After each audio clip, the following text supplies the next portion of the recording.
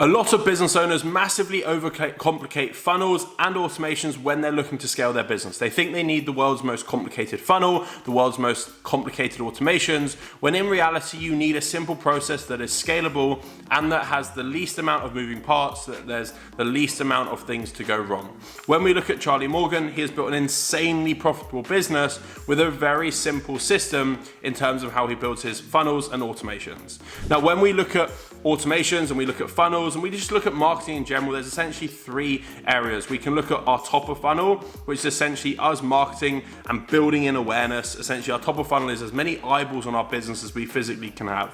Now, then we have our middle of funnel, and we're then looking at retargeting this top of funnel into some form of opt-in. We essentially are wanting to gather some contact details. What we then do is we then move into our bottom of funnel, where we're essentially getting them to apply or book a call into one of our offers, potentially even make a purchase. Charlie Morgan sells a very high ticket offer, so he sells everything over a call.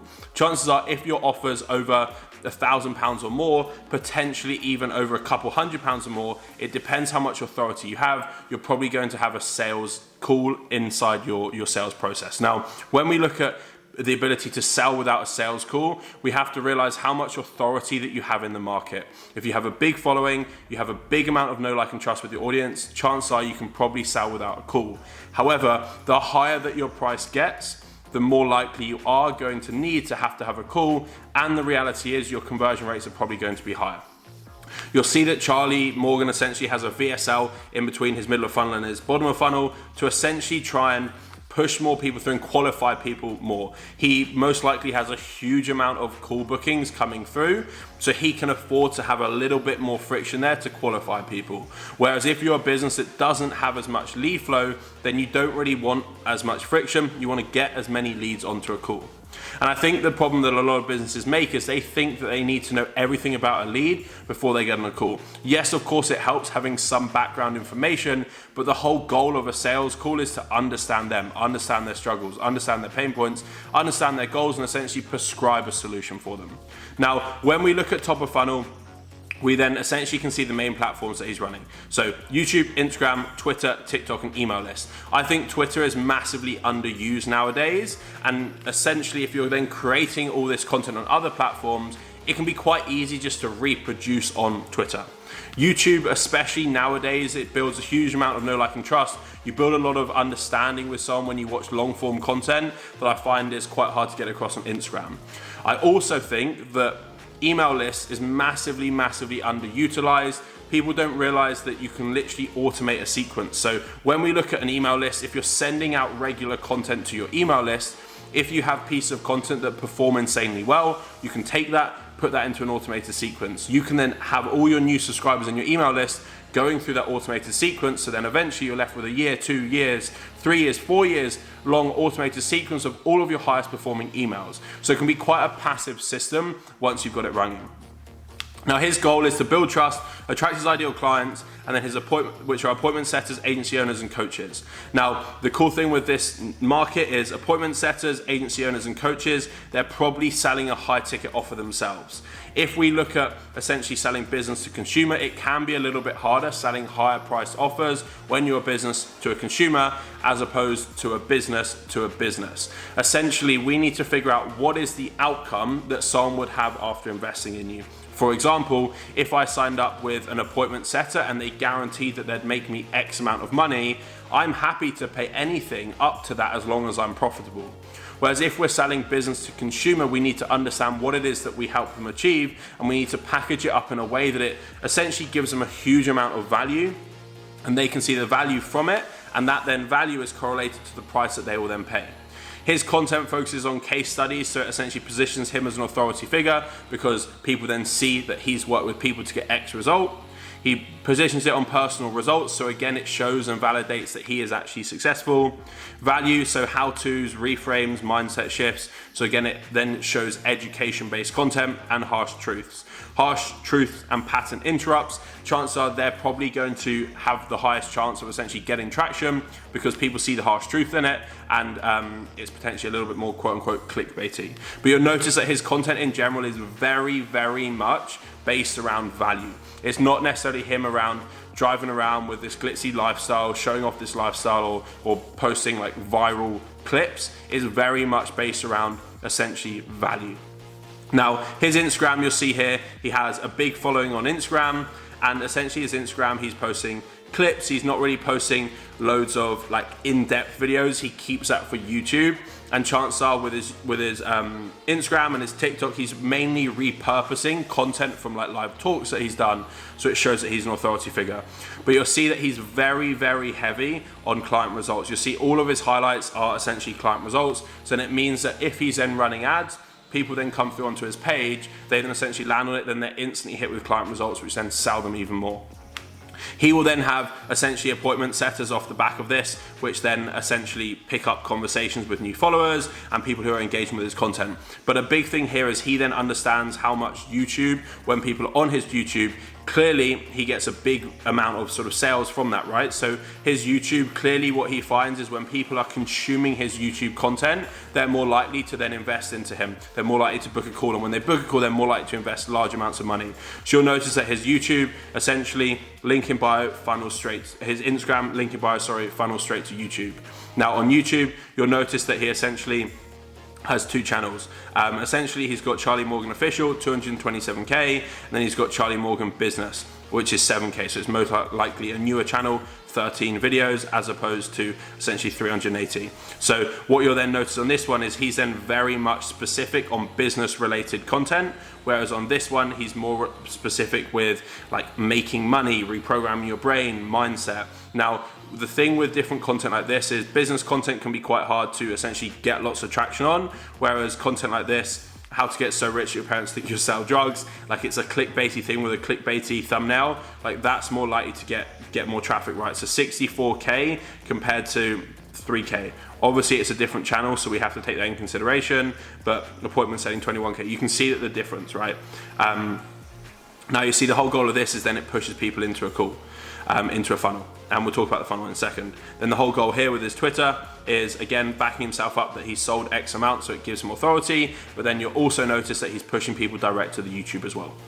Then email list, we're not a part of the email list, so it's quite hard to specifically say, but I would say that what he does with his email list is he probably captures data from lead magnets that he runs and ads that he runs, opt-ins, and essentially remarkets to them, and will then probably push out his YouTube to them when he releases a new video. One thing that works really well that we found from an email list perspective is essentially if you send an email every day, Monday to Friday, on Monday you send it to your whole list, and that's essentially around you pushing out a YouTube video that you've posted, and then the others are more text-based, sent out to people who have opened your email in the last 30 days. Go with 30 days if your email list isn't massive. If your email list is massive, then go with 7-day opens. Ads, he then essentially then is running ads as well, and you'll notice that then his ads are essentially about essentially pushing people straight into a funnel to book a call. You'll then notice that essentially the majority of his content will then go direct into YouTube, but then his ads that he runs goes straight into a funnel. Now you'll notice the big thing here with a funnel is it's very simple. There's one big marketing premise that we need to think about, which is called above the fold, and essentially when someone lands on a page, what do they see before they have to scroll? Chances are a lot of the traffic will come from mobile, so we need to take that into account. But then also if we look at this, we then have a clear headline, a clear subheading, and then a VSL. It's super clear. Potentially it could work even better. I'm sure he split tested it, having a call to action here as well. So then having a call to action that they can click straight away without having to scroll. It then means that we have a heading, subheading, VSL, and call to action all above the fold. So you'll then notice that he calls out one specific person, so he speaks to someone instead of everyone. So marketing agency owners, coaches, consultants, and course sellers. Then he essentially calls out someone specific again. Discover how we can guarantee you 20 plus high ticket clients in the next 180 days. So he's then calling out people selling high ticket offers too, and then he's also putting a guarantee in place. They have a guarantee in place that you're going to get a certain outcome, for example, 20 plus high ticket clients in 180 days, or they refund you and give you X amount of money as a result of, quote unquote, they say, wasting your time. So essentially they back their products so highly that if you've done everything that they say, they will give you a refund. So not only do they guarantee an outcome, which then puts you at ease off the back of investing large amounts of money, but what it also does is it makes you realize that if you invest X and you get 20 high ticket clients based off your offer, it's then going to correlate to X return on investment. And if you don't get that after having implemented everything, you will then get your money back plus X. So it then makes it a no-brainer offer. That's a big thing when selling high ticket, is a no-brainer offer. So essentially his ads flow into this funnel or flow into YouTube organically, and then everyone then gets pushed into essentially a VSL. Now the VSL is then essentially him selling even more, and this is very heavily focused on essentially client results. Very heavily focused on all of the people that he's worked with before, because then what this means, by the time that someone gets on a call with him, they've seen all of the results that he's achieved. Being able to sell a high ticket offer for a considerable amount of money is very, very hard unless people can see the outcome that they've got.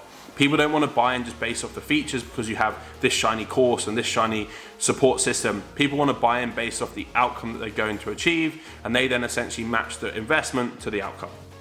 He's then again calling out a very clear type of person. So marketing agency owners, coaches, consultants, and course sellers. You're one step away from learning how you can fill your pipeline with 30 to 100 plus qualified appointments every single month, guaranteed. Best part is, if you don't get clients, we don't get paid.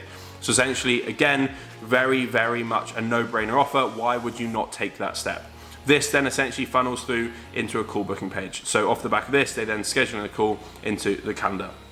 Now, a big thing here you'll notice with the calendar is this is essentially then getting everyone to try and schedule a call as quick as possible. It's very, very hard if your sales calendar is massively open. One, it makes you not look busy and not in demand. And two, what it means is leads then book far away. The further away the lead is and the further away them booking in, it means the less essentially warm they are, the harder it is for you to close them. So you want to get a lead in as quick as you can. Off the back of this, once the call is confirmed, you then essentially get taken to this page. This is essentially the call confirmation page. So what he does here is, even though the appointment is actually scheduled, he makes it clear that it's not, so it grabs your attention because you don't want to think that you've not missed it, and he then says it will be cancelled if you don't do this. Because they have so much volume coming through, they probably would cancel this, but sometimes if you don't, some people just use this as a means of sort of grabbing attention and making sure that people do it.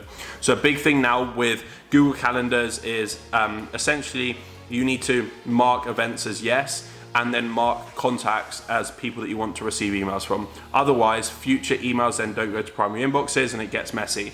So essentially what he's doing here is getting the person that's booked the call to say, yes, I'm coming to the event, so it adds to their calendar and confirms it to a sales team, and then say, yes, I know that email, so then the future emails then are more likely to land. Otherwise, essentially it impacts show rates. And I'm sure that Charlie has an insanely busy sales call calendar, so he obviously wants to make sure that calls are showing up, otherwise it's calls that someone else could have had. Now, off the back of this, he then essentially has an email that comes out afterwards, and again, pushing back to YouTube. He understands how valuable YouTube is, and essentially getting someone to buy into essentially understanding him, understanding how he works, and with his content being so heavy on case studies and his journey, it then reinforces that he's such this authority figure. Then off the back of this, he then links again in this email, this here, to make sure that people are essentially confirming. Off the back of this, he then spams a huge amount of client results and testimonials, like a huge amount, all reinforcing essentially big wins. 340K a month, 100K a year, 35K a month. He's then essentially getting people to, at this point, watch all of these before the call, and by the time they get on the call, they are essentially bought into his ecosystem. They like him through his content and they've watched a lot of long form. They then also essentially see all of the client results on his journey, and then they've watched even more of his content too. So the whole goal of this is that people don't just book a call and they wait. They're essentially warmed up the whole time up until the call. They're not just being sat there. And I think one thing with, like, when using setters and appointment setters, if they're booking calls in the DMs, once a call's booked, instead of just leaving the conversation and making it feel quite transactional, just like you were just trying to get them booked in for a call and then stop, have something that you have a little discussion afterwards, or send them some content to watch before the call, so that not only they stay warm, but it seems less transactional, like you were just trying to get the call booked in. What we essentially do is we build out these systems for clients so that they can run ads and drive a huge amount of traffic and volume in, but actually have the systems to deal with this. They're not then having leaky buckets where leads drop off. We have our all-in-one sales and marketing platform, which essentially, like Charlie's funnels, will be built on things like ClickFunnels. His calendars are on Calendly. His follow-up sequence will probably be on ActiveCampaign. Our platform essentially does all of this for a fraction of the cost. You'll save a huge amount of money, and pick up more leads because your systems are structured. If you're interested in that, you can click the link below and we'll guarantee your success at building out all of these systems.